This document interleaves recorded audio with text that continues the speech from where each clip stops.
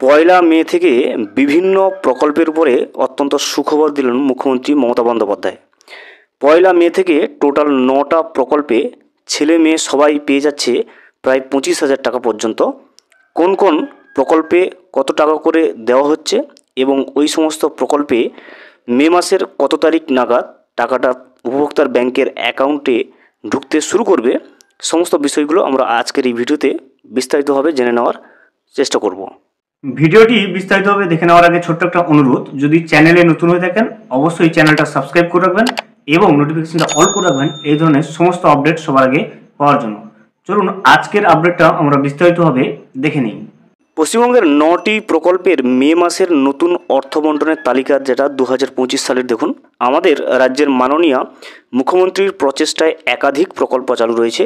আমরা জানি লক্ষ্মীর ভাণ্ডার প্রকল্প থেকে শুরু করে বার্ধক্য ভাতা, বিধবা ভাতা, মহিলা সম্মান যোজনা, এই সমস্ত নিয়ে কিন্তু টোটাল অনেকগুলো প্রকল্প কিন্তু পশ্চিমবঙ্গে চালু রয়েছে। আগামী দিনে আরও অনেক প্রকল্প চালু হতে চলেছে, যার মাধ্যমে বাংলার সকল খেটে খাওয়া মানুষ আর্থিকভাবে স্বাবলম্বী হতে সক্ষম হয়। এই সমস্ত কারণে কিন্তু বিভিন্ন প্রকল্প চালু করা হয়েছে, যাতে আর্থিকভাবে স্বাবলম্বী হয়ে যায় খেটে খাওয়া মানুষজন। বর্তমানে প্রতি মাসে 1250 থেকে শুরু করে 17,500 টাকা পর্যন্ত পুরুষ, মহিলা, ছেলে মেয়ে সকলের ব্যাংকের অ্যাকাউন্টে আসতে চলেছে পয়লা মে থেকে। দেখুন, দুয়ারে সরকার ক্যাম্পে কিংবা গ্রাম পঞ্চায়েত বা বিডিওতে গিয়ে যারা আবেদন করেছেন তাদের সকলের জন্য আজ মুখ্যমন্ত্রী কিন্তু বিরাট সুখবর দিলেন। আগামীকাল থেকেই সকলের অ্যাকাউন্টে টাকা পাঠানোর নতুন লিস্ট কিন্তু তৈরি করে ফেলেছে নবান্ন। সেই লিস্টে কোন কোন প্রকল্পের নাম রয়েছে এবং কোন কোন প্রকল্পে কত করে টাকা দেওয়া হবে, কত তারিখ মে মাসে টাকা ঢুকবে লক্ষ্মীর ভাণ্ডার প্রকল্প থেকে শুরু করে বার্ধক্য ভাতা, বিধবা ভাতা, চলুন আমরা বিষয়টা দেখে নিই। প্রথমে যেটা রয়েছে প্রকল্পের নাম যুবশ্রী প্রকল্প, এবং এখানে কিন্তু টাকা যেটা দেওয়া হচ্ছে 1500 টাকা কিন্তু প্রতি মাসে ভাতা দেওয়া হচ্ছে। এবং যে তারিখে ঢুকবে, দেখুন 2রা মে থেকে 10ই মের মধ্যে কিন্তু এই যুবশ্রী প্রকল্পের 1500 টাকা কিন্তু যাদের নাম রয়েছে তাদের অ্যাকাউন্টে কিন্তু চলে যাবে।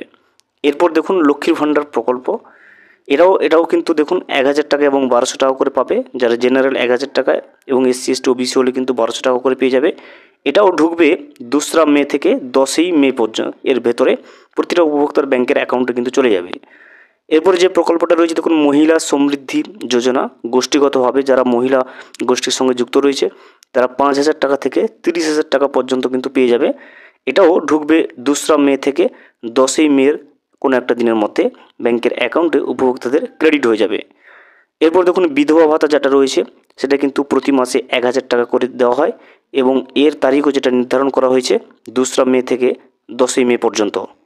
এরপরে যেটা রয়েছে দেখুন জয় জোহার প্রকল্প, সেক্ষেত্রেও 1000 টাকা প্রতি মাসে উপভোক্তারা পেয়ে থাকে।